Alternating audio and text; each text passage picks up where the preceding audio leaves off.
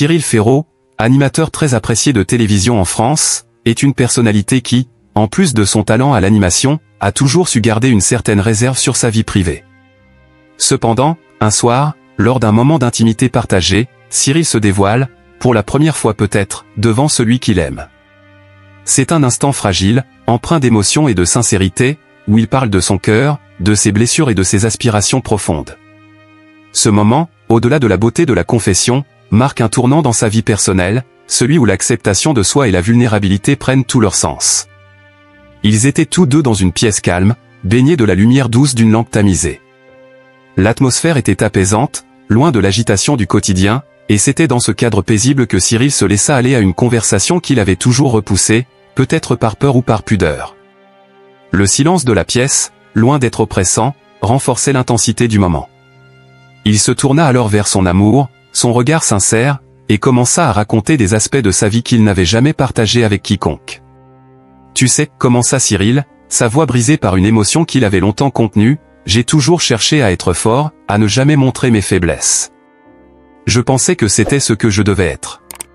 Un cœur solide, insensible, mais c'est loin de la réalité. La vérité, c'est que j'ai souvent ressenti une douleur profonde que je n'ai jamais su comment gérer. » Ces mots, bien que simples, touchaient son interlocuteur en plein cœur. Cyril continua, les yeux humides, mais l'âme libérée par ses propres aveux. J'ai traversé des épreuves, des moments où la solitude m'a envahi. Mais plus que la solitude, c'était ce vide dans mon cœur, cette sensation de ne pas être complet. Chaque jour, je me levais avec ce poids, cette absence qui me faisait me sentir incomplet, comme si quelque chose manquait à ma vie. Mais je n'ai jamais osé le dire à voix haute, jamais. Les larmes commencèrent à briller dans les yeux de Cyril. Un silence lourd s'installa alors qu'il laissait ses émotions se libérer. Mais, étrangement, ce n'était pas un silence gênant. Au contraire, c'était une forme de communion silencieuse entre les deux. Son amour, attentif, le regardait avec bienveillance et compassion, sans dire un mot. La vérité était là, dans cette confession émouvante, et elle faisait naître entre eux une confiance qui ne demandait qu'à grandir. Et puis, je t'ai rencontré, Cyril reprit avec une douceur qui contrastait avec la gravité de ses paroles.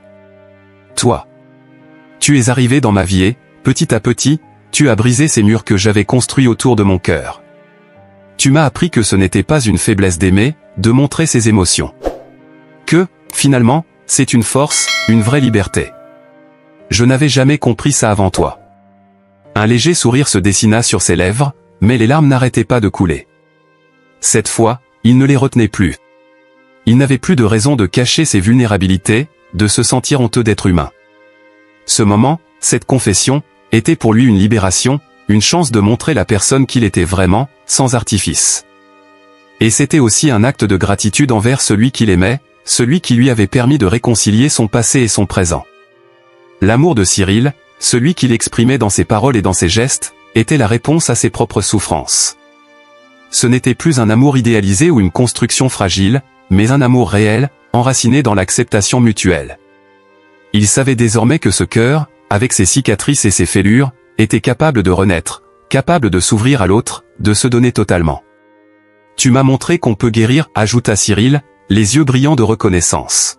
« Tu m'as permis de comprendre que ce n'est pas en fuyant nos douleurs que l'on peut avancer, mais en les acceptant et en apprenant à vivre avec. Ton amour m'a offert cette chance. » Son compagnon, les yeux pleins de tendresse, prit doucement la main de Cyril. Aucun mot n'était nécessaire, car ils se comprenaient parfaitement. Ce silence partagé était une forme de complicité profonde, une promesse silencieuse de soutien, d'écoute et de présence. Leur connexion allait bien au-delà des mots. Dans ce moment d'échange émotionnel, ils se retrouvaient tous les deux, vulnérables et authentiques. Les larmes de Cyril n'étaient pas seulement un signe de tristesse, mais aussi un symbole de libération.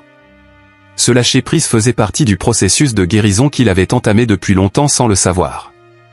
Le fait de pouvoir se montrer tel qu'il était, sans filtre, sans masque, était une preuve de courage, un courage qu'il n'avait jamais cru posséder.